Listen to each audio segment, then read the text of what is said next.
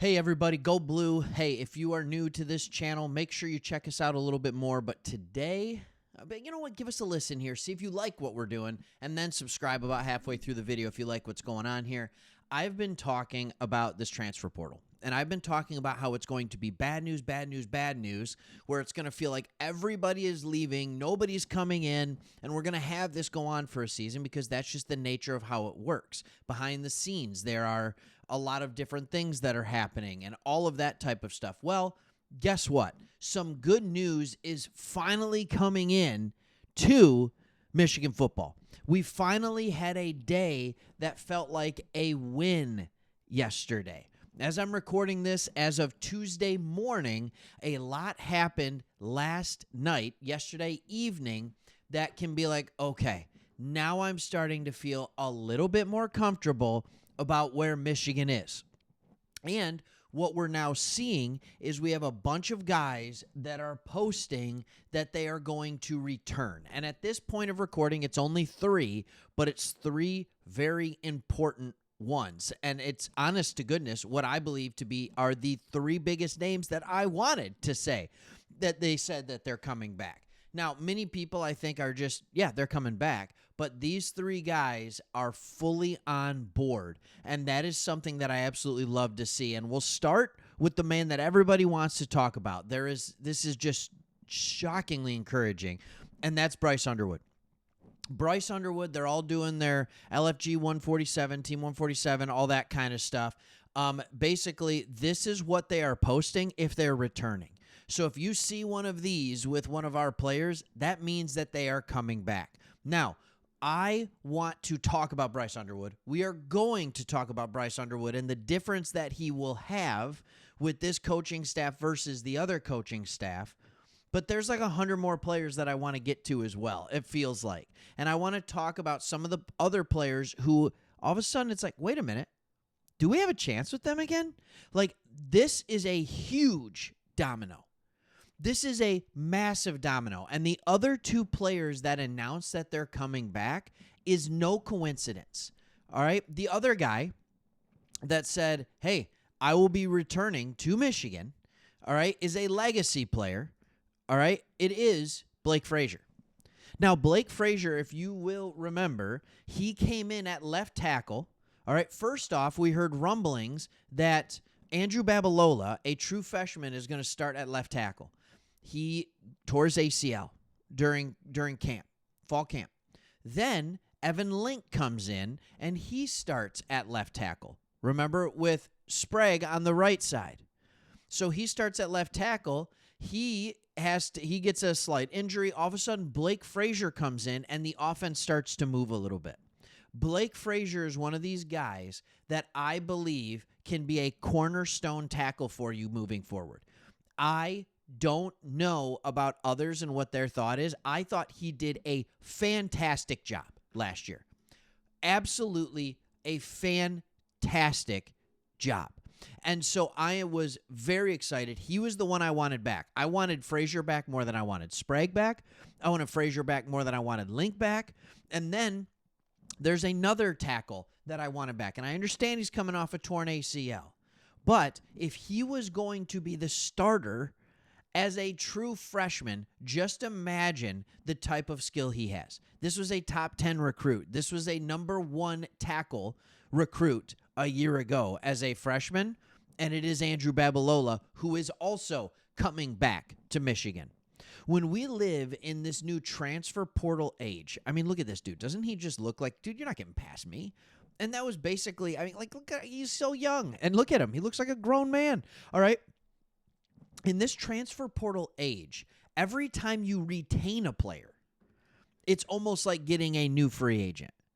And I was looking at a couple of things, and this isn't, according to the New York Times, this is the going price in the portal these days for a quarterback. It's $1 to $4 million. For an offensive tackle, it's anywhere from $600,000 to $1.3 million.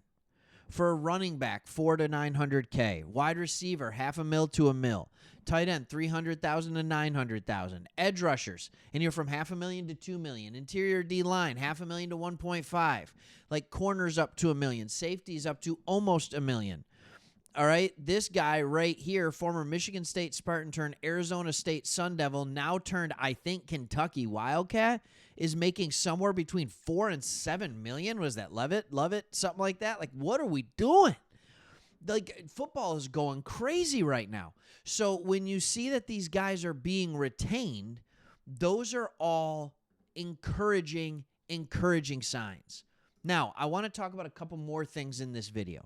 Yes, we talked about the players that are coming back. So now what I want to do is I want to focus, I want to talk about some of the players that might come back and what we're hearing about different players. I got 5 players that are currently in the portal, and I want to give you what our thoughts are on will they or will they not come back. Then I want to talk about a portal target, and I want to end this video by talking about what might be our biggest coaching get yet. I'll probably do a separate video on a lot of these coaches and a lot of these players in the offseason. So make sure you hit that subscribe button if you haven't already, because all offseason, we're going to be doing deep dives on players. We're going to be doing deep dives on coaches. If you like to nerd out on Michigan football and really see and get an idea of what's going on rather than just looking and being like, who is that guy playing? Make sure you're watching this channel. That is where we thrive on this one. All right. I think the number one guy on everybody's mind next is Andrew Marsh. Wow. Andrew Marsh has shifted. I will give John Henschke a lot of credit on this. He works over at Maize and Blue Review, does a fantastic job. And what he said is that it is starting to feel more like it is shifted from if he plays for Michigan in 2026, but rather when he will announce. Obviously, the Bryce Underwood is a huge domino. And you would have to imagine that both these guys, who are very good friends, are in conversation with each other. Like, if you come back, I come back. Look, Bryce Underwood struggled. I'm not going to sugarcoat it, and he needs better coaching, and he'll get it this year. But he didn't struggle when it came to his connection with Andrew Marsh. And so I think that that could be a massive get, and it really just sets them both up for success. We're 11 days, now 10 days out, it's morning, from the portal closing. And that feels like forever. But every day his name doesn't go in the portal is a better chance. I can't wait to see it, but I think it is now a better than 50% chance that we're going to end up seeing an LFG 147 post than we are going to see he's entered the transfer portal post. All right, that is very interesting. People appear confident inside the walls of Schembechler Hall. That is something that we need to do. All right. Now, let's talk about another guy that we all want to talk about, Justice Haynes. Justice Haynes. Here's the deal for me. I would love to have Justice Haynes back. And this is where I'm going to get a little bit controversial. I would love to have him back. I would not love to have him back at the cost of another great starter. And the only reason I say that is because we have Jordan Marshall, we have Savion Hyder, and I'm already looking forward to making sure we keep Hyder, right? But again, Hyder knows his time's coming. He knows his time's coming. And I think a lot of running backs now, when they enter into college, they don't want 300 carries their freshman, sophomore, and junior year. They want to ramp up. They want 100 carries, then they want a couple hundred carries, then they want a few hundred, because they want to have the experience necessary to go pro, but they don't want to have the wear and tear in their bodies when they go pro. So we have created this really good thing where you need 3 running backs. So Justice Haynes can be number 1, and then Jordan Marshall's number 2. Then next year, Jordan Marshall can be 1 with Hyder as 2. And then in 3 years, it's Hyder and whoever, right? Whoever else we bring in. And that's kind of what we've got going here. Our running back room is so solid, whether he comes back or not, but it sounds like he will be back, which is crazy to me to think about. Maybe he's not learning that he'll go as high as he was hoping to in the NFL draft, and that is something that is going there. So, again, Justice Haynes and Andrew Marsh are not currently in the portal. So, with Andrew Marsh, we're fighting other college teams. With Justice Haynes, we're fighting the NFL. And so them choosing to come back or not, here's what I'm getting just this overall sense of. When Kyle Whittingham was named the head coach, and then especially when he had his initial press conference down in Florida, all of us kind of did this, didn't we? We all just kind of went, oh, we're going to be all right. It was that calming presence. It was that deep breath that we were all able to take and say Kyle Whittingham is a guy who is going to bring stability to this program. It feels like there is momentum gaining inside the walls at Schembechler Hall, at the Michigan athletic facilities. It feels like there's this sense of calm and peace that is starting to happen in there. And we know why that is. It's because Kyle Whittingham and his staff are there. They're talking to players. They're casting their vision. They're just extremely calm. Hey, you need the team more than the team needs you. We will not transform to you. You will transform to the team. And apparently, Bryce Underwood liked that message. Blake Frazier liked that message. Andrew Babalola liked that message. The fact that Andrew Marsh is not in the portal means he likes that message. Justice Haynes not jumping to the NFL yet means he at least likes that message. Now we move to a guy that is fully in the portal and has made a visit down to Oklahoma, and that's Cole Sullivan. Cole Sullivan, I think most of us would argue, is the most important player in order to come back for us. He can be, honestly, he is a top 5 linebacker in the country right now, I believe, if he comes back, and I think that's how a lot of people view him. This is one of those elite talents. I put Jake Guarnara right up there with him. I do. I put him right up there with him. So here's what we're hearing. We have not only talked to player or people inside, and by me, I mean beat reporters and what I'm reading, right? I'm on the west side, right? People have talked and they feel confident inside Schembechler Hall that there's a chance he'll come back, but people have also reached out to Oklahoma. And the OU staff is saying that, yes, we had a great visit with him because he went and visited the Sooners, but they are worried about Alex Whittingham's visit with Sullivan and his family in Pittsburgh. That is happening, all right? Or that happened last night, yesterday evening. And they feel that that could wipe out a lot of momentum that they had gained, Oklahoma, over their commitment. The fact that he left this weekend without a commitment to Oklahoma, it bodes very well for the Michigan Wolverines. And I'm not saying it means he's coming to Michigan. I'm saying it bodes well. Now, there's a couple of other players. Let's go to the offensive line. 2 players that are very much in the portal, Jake Guarnara and Andrew Sprague. Okay, here's where I've been since day one on this. I've been on day one with these 3 players, and I don't know where it's going to end up, but I have been very much in the camp of I believe Guarnara is going to come back. I do, and I don't know why. There's no intel. There's no behind the scenes. It's nothing like that. I just simply think he's going to come back, and so it's just a gut feeling. And now what we're hearing is that they are both going to be, or both are, back in Ann Arbor talking to Whittingham and his staff about what it would look like to stay in Ann Arbor. That is what's happening right now. Both him and Sprague. Now, I've also said from day one, I don't think Sprague's going to come back. I think he's gone. I think he will be at Texas. I think he will be at Missouri.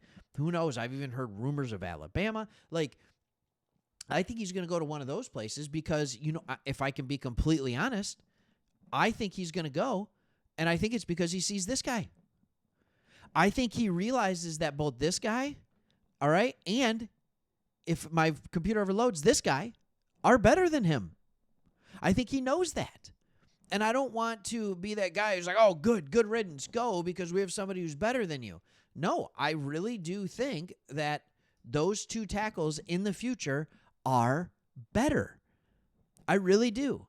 So we've covered a lot of areas in this video. We've covered players that are for sure returning. We've covered players that have yet to enter the portal, but we're worried they're going to leave. We've covered players who are in the portal that we would like to retain and some of the news on them. Now let's talk about a player that we've talked about in the past, but here he comes. All right, Smith Snowden. He will visit Michigan this week. This is a corner out of Utah, all right, that wanted to come and loves Coach Kyle Whittingham. So he will visit Michigan in the cold, see if he can handle it, right? And he will likely be here. This is your Zeke Berry replacement. That's what this is. This is, in some ways, a downgrade. from Zeke Berry a year and a half ago. The way he ended 2024 was a lot better than the Zeke Berry we saw in 2025. I think Zeke Berry with good coaching is a great player. But this is the guy who will come in and he will compete for a starting corner position. That's great. That's fantastic. So he is on his way.